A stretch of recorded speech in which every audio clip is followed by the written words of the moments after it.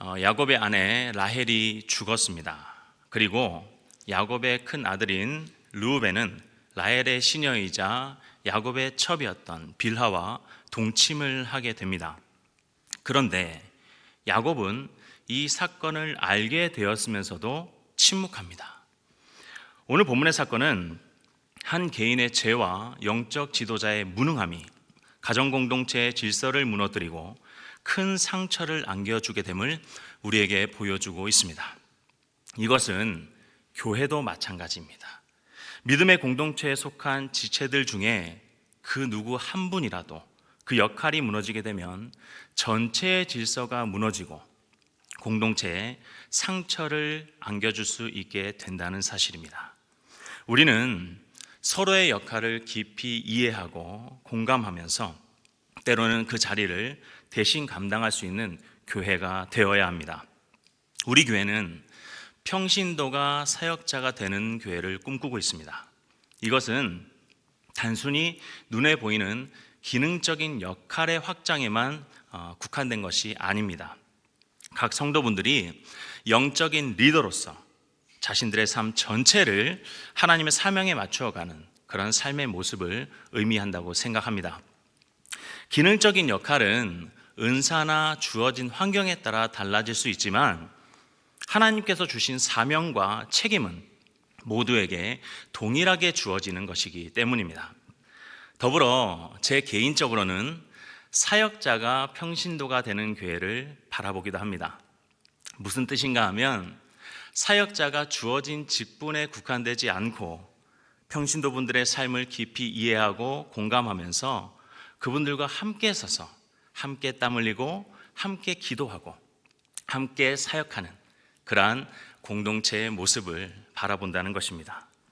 이러한 상호 이해와 역할의 교차가 그리스도께서 우리에게 보여주신 삶의 방식이기 때문입니다. 서로의 역할을 넘어서는 이러한 사랑의 공동체의 모습, 주님께서 가장 기뻐 받으실 교회의 모습인 줄로 믿습니다.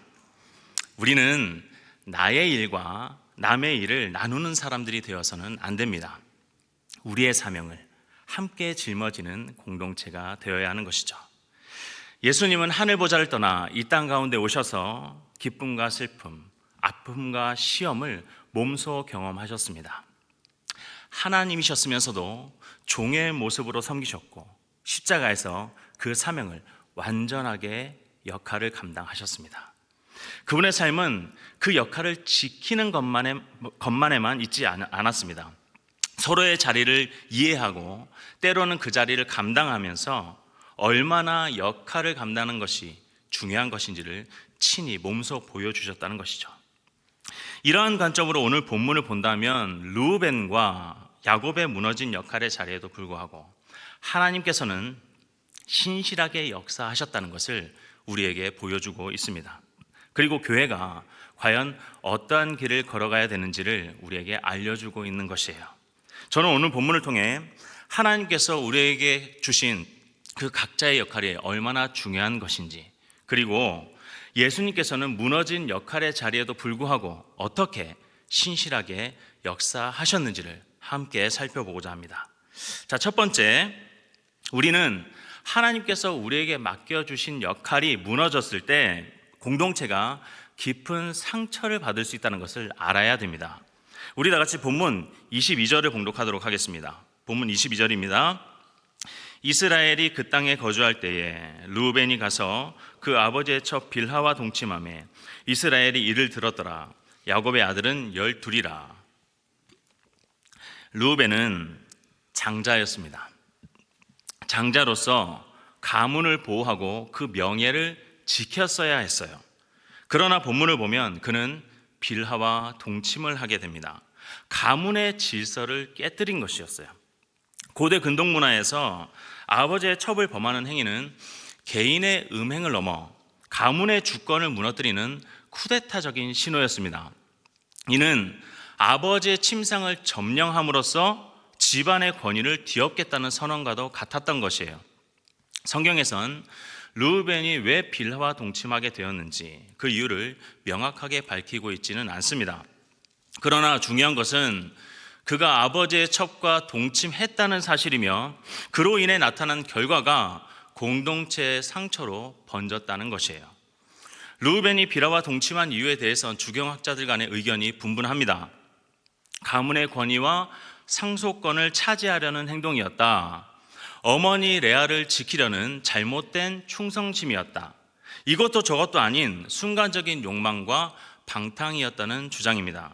겉으로 보이는 이유가 어떠하든지 간에 르우벤이 빌하와 동침했다고 하는 것은 장자로서 그 역할에 충실하지 않은 것이고 자신의 욕망을 채우기 위함이었다는 것은 분명합니다.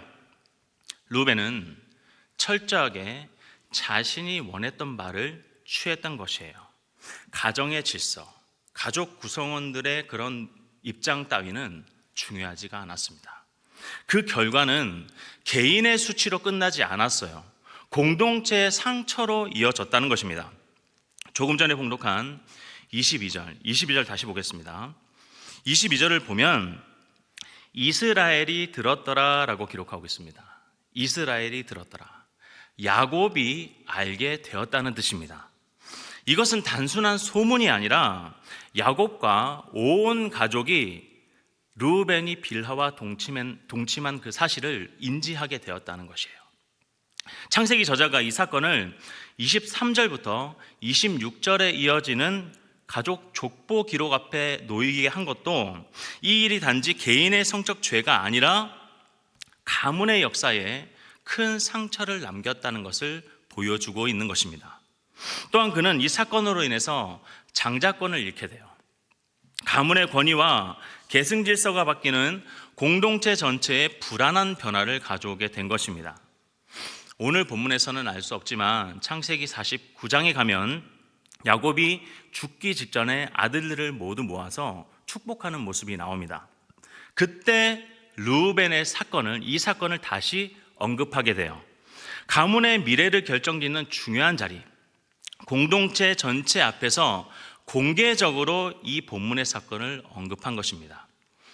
형제들과 후손 전체가 르우벤의 죄와 그 결과를 알고 공유하게 만들었던 거예요.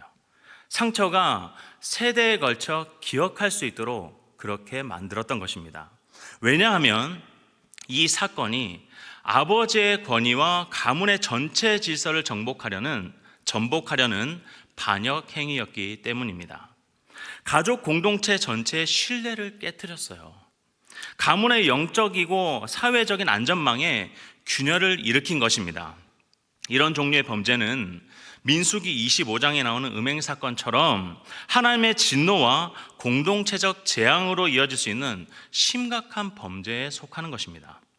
그래서 우리는 하나님께서 우리에게 맡기신 그 역할을 우리가 저버렸을 때 공동체 전체가 상처를 입게 될 수 있다는 사실을 기억해야 하는 것입니다. 만약 평신도의 입장에서, 우리 성도님들의 입장에서 하나님을 위해 삶의 전 영역을 헌신하는 것은 사역자들이 하는 일이다 라고 생각하거나, 혹은 사역자의 입장에서 나는 설교나 목양이나 성도님들을 가르치는 일을 위해 부르심을 받았지 내가 왜 이 자리를 감당해야 되는가라는 생각을 하게 된다면 공동체에 깊은 상처를 안겨줄 수 있다는 사실입니다. 가정에서도 마찬가지예요. 가정에서도 가령 부모가 자녀에 대한 돌봄의 역할을 돈으로 대체하려고 한다거나 또는 대화의 역할을 선물로 대체하려고 한다면 자녀와 깊은 정서적 단절을 가져오게 될 것이 분명합니다. 직장에서도 마찬가지예요. 각자가 맡은 자리에서 그 자신의 역할을 제대로 감당하지 못했을 때 회사는 존폐의 위기에 놓일 수 있다는 사실을 우리는 알아야 한다는 것입니다. 그렇기에 이러한 시점에서 우리는 스스로를 돌아봐야 됩니다. 하나님께서 내게 맡기신 역할은 무엇인가? 나는 그 역할을 얼마나 진지하게 대하고 있는가? 내가 지키지 못한 그 역할 하나가 공동체에 상처를 안겨주지는 않았는가? 만약 회복이 필요하다면 나는 역할을 어떻게 감당해야 하겠는가? 성도 여러분, 르우벤의 모습을 보며 우리 자신을 돌아볼 수 있기를 바랍니다. 교회와 가정과 또한 우리가 속한 모든 공동체 속에서 우리는 웃음과 행복을 줘야 되는 존재들이라고 믿습니다. 나보다는 남을 먼저 생각하고 배려하고 그 생각이 나의 생각이 아니라 예수님의 생각을 닮아갈 때에 우리가 속한 공동체는 참된 회복과 행복을 경험하게 될 줄로 믿습니다. 자, 두 번째로 우리는 영적 지도자의 침묵이 더욱더 공동체의 상황을 악화시킬 수 있다는 사실을 알아야 됩니다. 영적 지도자의 침묵이 공동체의 그 위기를 더욱더 악화시킬 수 있다는 사실을 알아야 돼요. 야곱은 이 사건을 듣고도 침묵했습니다. 라헬의 죽음 직후라서 자신도 마음이 무너졌을 수 있어요. 혹은 갈등 앞에서 뒤로 물러났었던 그의 과거가 다시 고개를 들었을 수도 있습니다. 그러나 성경은 분명히 다른 리더들의 모습을 통해 침묵의 결과를 경고하고 있습니다. 에스더서 4장에 보면 하만의 음모로 유대 민족이 멸망의 위기에 처했을 때 에스더는 침묵하려고 하죠. 이때 모르드게가 경고를 합니다. 침묵은 개인의 안전을 지키는 것 같지만 결국 하나님의 구원 사역에 있어서는 공동체에 위기를 가져올 수 있다는 것이에요. 교회도 마찬가지입니다. 작은 불의와 상처를 두고 시간이 해결해 주겠지, 언젠가는 해결이 되겠지, 누군가는 이것을 해결하겠지라는 이런 생각들로 미루게 되면 상처는 곪고 불신은 더욱더 커지게 마련입니다. 이에 대해 마태복음 18장은 구체적인 회복의 길을 우리에게 제시해주고 있습니다. 개인적으로 권면하고 필요에 따라서는 두세 증인을 동반하며 그래도 듣지 않으면 공동체에 도움을 요청하라고 말씀하고 있어요. 그런데 이 과정에서 기억해야 될 두 단어가 있습니다. 바로 공감과 책임입니다.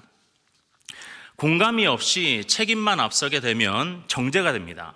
그리고 책임이 없이 공감만 앞세우게 되면 방임이 돼요. 리더는 먼저 들어주고 그 다음 사실을 확인하게 되면 반드시 회복을 위한 요청을 해야 하는 것입니다. 우리 교회는 저를 포함해서 많은 리더분들이 계십니다. 상처가 났다면 곪지 않도록, 불신이 생겼다면 커지지 않도록 하되 공감과 책임이 따른다는 것을 반드시 기억해야 될 줄로 믿습니다. 자, 이것이 예수님께서 우리에게 원하시는 회복의 모습인 줄로 믿습니다. 자, 끝으로 우리는 예수님 안에서 맡겨진 역할은 반드시 회복된다는 사실을 믿어야 됩니다. 우리가 어떠한 모습이라 할지라도 예수님 안에서 맡겨진 역할은 반드시 회복된다는 사실을 믿어야 되는 것입니다. 우리의 욕심이나 실수로 공동체가 상처를 받을 수 있습니다. 영적 지도자의 침묵 때문에 공동체가 위기에 빠질 수도 있어요. 그러나 복음을 붙잡고 있는 한 우리는 다시 시작할 수 있는 것입니다. 반드시 회복할 수 있습니다.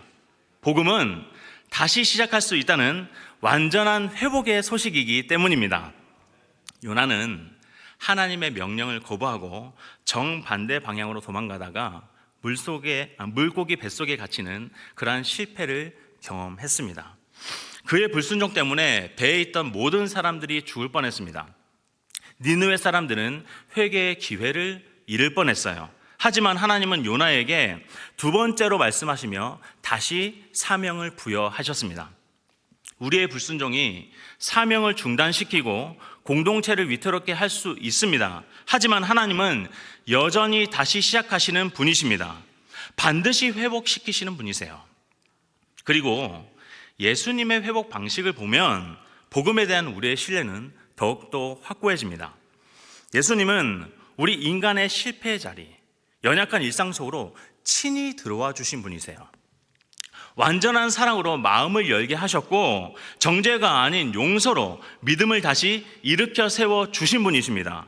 그리고 다시 사명을 맡기시고 믿음의 공동체 속에서 역할을 감당케 하셨습니다. 우리는 늘 실패할 때가 있습니다. 그리고 공동체를 위기에 빠뜨릴 때도 있고 상처를 주게 할 때도 있습니다. 하지만 우리가 다시 일어설 수 있는 것은 예수님께서 우리의 삶에 역사하시기 때문입니다. 간음하다가 잡힌 여인에게, 선교 여행 중에 중도 포기했던 마가 요한에게, 또한 예수님의 부활을 의심했던 도마에게, 또한 사마리아 여인에게 예수님은 그렇게 역사하셨습니다. 그렇기에 복음을 붙들고 있는 한 우리는 절대로 실패하지 않아요. 주님께서 우리를 결코 내버려 두지 않으십니다. 승리의 길로 반드시 인도해 주시는 것입니다. 그래서 우리는 이러한 예수님의 회복 방식을 공동체 안에서 나타낼 수 있어야 하는 것입니다. 모세가 전면에서 싸울 수 있도록 그 역할을 대신했던 아론과 훌, 아볼로를 가정에서 조용히 가르쳤던 브리스길라와 아굴라, 그리고 골로새의 교회를 위해서 힘쓰며 기도했던 에바브라와 같이 우리 모두 나의 자리에만 갇히지 말고 우리의 사명을 위해 서로의 빈자리를 채울 수 있기를 주님의 이름으로 축원합니다. 우리는 하나님의 나라가 완성되는 그날까지 자신의 역할을 지키고 필요할 때는 서로의 역할을 대신하며 그렇게 주님의 교회를 세워갈 수 있는 그런 공동체가 되어야 될 수 있을 줄로 믿습니다.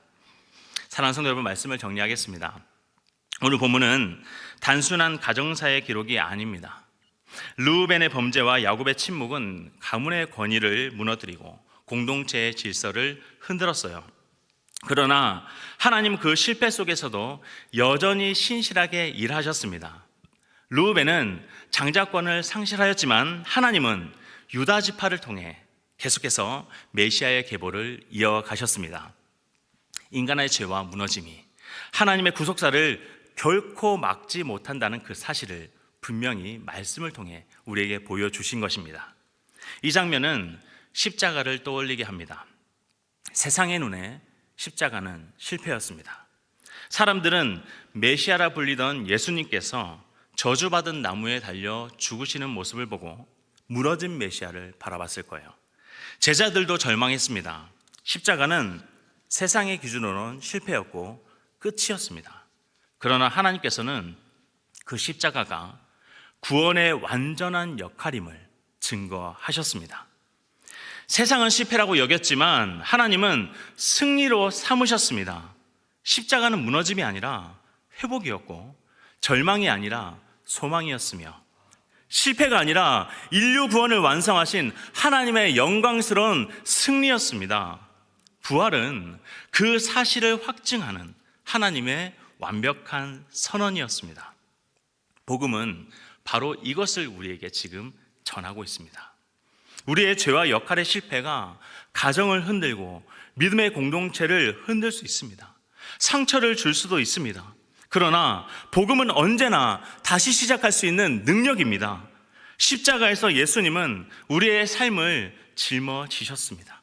부활하심으로 우리에게 새로운 생명을 부여해 주셨어요. 그러므로 우리가 진실로 회개하고 복음을 붙들 때 하나님께서는 반드시 우리를 회복의 길로 인도해 주실 줄로 믿습니다. 그 회복은 나 자신을 살리고 가정을 살리고 교회를 살리며 세상을 살리는 하나님의 은혜로 이어지게 될 줄로 믿습니다. 혹시 여러분들의 삶 가운데 무너진 자리가 있습니까? 침묵으로 방치된 상처가 있으십니까? 낙심하지 마시길 바랍니다. 십자가가 세상의 눈에는 무너짐처럼 보였으나 하나님의 눈에는, 그 시선에는 구원의 완성이었습니다. 여러분의 무너짐도 하나님의 손에 붙들 때에 반드시 회복이 시작될 줄로 믿습니다. 오늘 하루도 그렇게 복음을 붙들고 나아갈 수 있기를 바랍니다. 저와 우리 모든 성도님들께서 그렇게 주님께서 새 일을 행하실 오늘 하루를 기대하면서 주님께 영광 올려드리는 복된 삶을 살아갈 수 있기를 주님의 이름으로 축원합니다.